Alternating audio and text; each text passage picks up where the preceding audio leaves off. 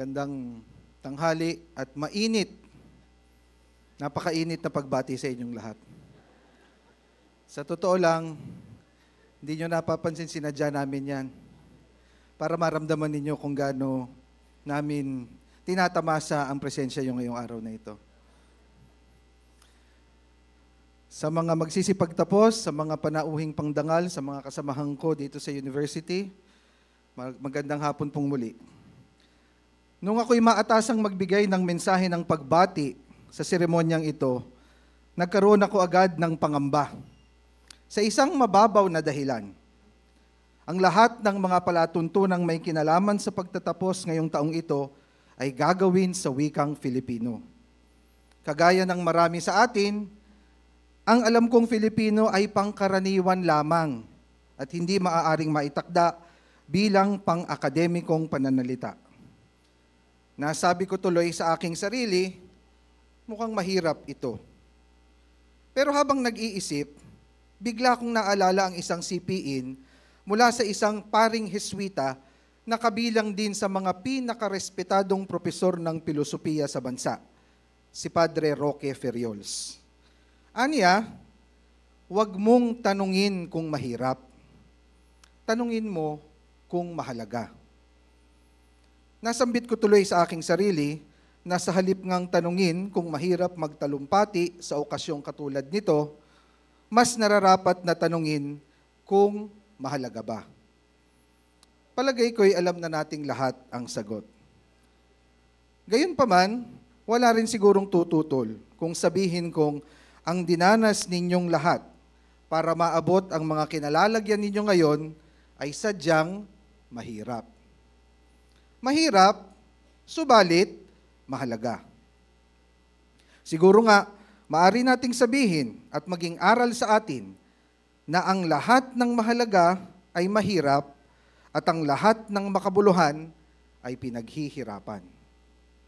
Uulitin ko lang, ayon kasi sa mga eksperto, malaki ang kaugnayan ng pag-uulit sa pagpapanatili ng impormasyon at maaari ninyo kung sabayan kung inyong nanaisin.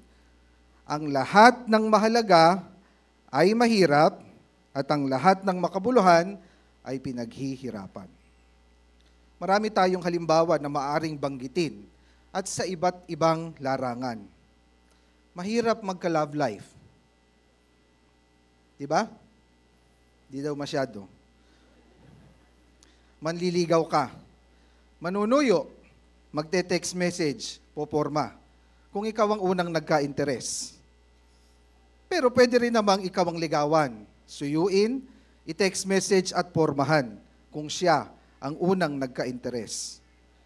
Kung palarin ka at magkagustuhan kayo, simula pa lang yan ng walang katapusang pakikisama sa isang taong malamang sa hindi, ibang-ibang mga paniniwala, nakasanayan at ugali kesa sa iyo. Magpapatuloy ka pa rin sapagkat ang lahat ng mahalaga ay mahirap at ang lahat ng makabuluhan ay pinaghihirapan. Mahirap magkaroon ng maayos na karera.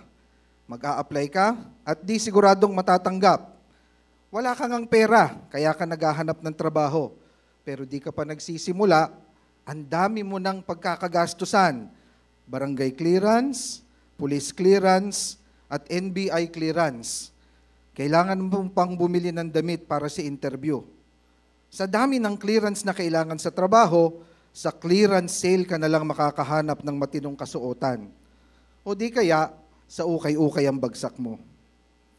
Kung palarin ka at matanggap, simula pa lang yan ng walang katapusang paggising ng maaga para di ka matraffic at umabot sa bandy clock, o kung medyo smart ang trabaho mo sa biometrics, katulad namin dito sa UMAC. May mga boss na toxic, mga deadlines na di matapos-tapos, at mga kasamahang marites. Magpapatuloy ka pa rin, sapagkat ang lahat ng mahalaga ay mahirap at ang lahat ng makabuluhan ay pinaghihirapan. Mahirap mag-aral at magtapos, lalo na sa level ninyong masterado at doktorado, di ba?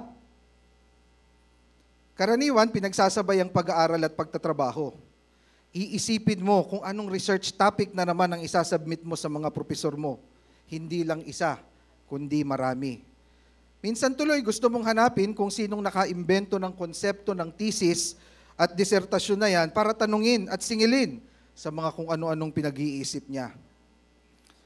Sa mga magtatapos sa pag-aabugasya, maiisip mo, bakit kailangan mong pagdaanan ng walang kamatayang recitation? Na madalas, pakiramdam mo, naghihiwalay ang kaluluwa mo at katawang lupa.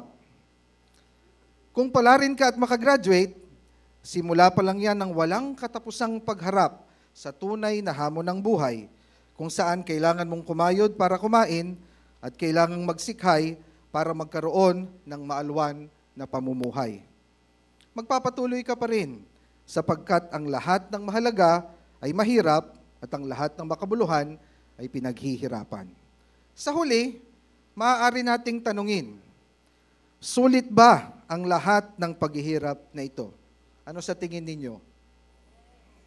Sa tingin ko, sulit ang lahat ng ito.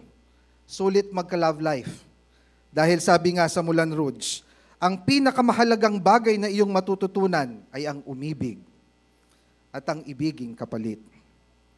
Sulit magkaroon ng maayos na karera dahil sabi nga ni Steve Jobs, ang iyong trabaho ang pupuno sa malaking bahagi ng iyong buhay at ang tanging paraan upang tunay na lumigaya ay ang paggawa ng mga bagay na pinaniniwalaan mong makabuluhan. Sulit din ang pag-aaral at pagtatapos ninyo dito sa UMAC. Liban sa pagiging alumni ng isa sa pinakamahusay na pamantasan sa bansa, marapat din nating isipin ng mga titulong inyong bitbit ay maaaring gawing kasangkapan upang baguhin at lalong pagyamanin ang buhay ng maraming tao, kabilang na ang buhay ninyo, ng pamilya ninyo, at ng lipunang ating kinabibilangan. Sabi nga ng dating kalihim general ng United Nations na si Kofi Annan, ang edukasyon ang pinakamakapangyarihang ahente ng pagbabago na maaari nating gamitin upang baguhin ang mundo. Mabigat na pananalita, mahirap kung iisipin. Subalit kagaya nga ng kanina ko papaulit-ulit na sinasabi, ang lahat ng mahalaga ay mahirap at ang lahat ng makabuluhan ay pinaghihirapan. Pagpupugay sa inyong pagtatapos.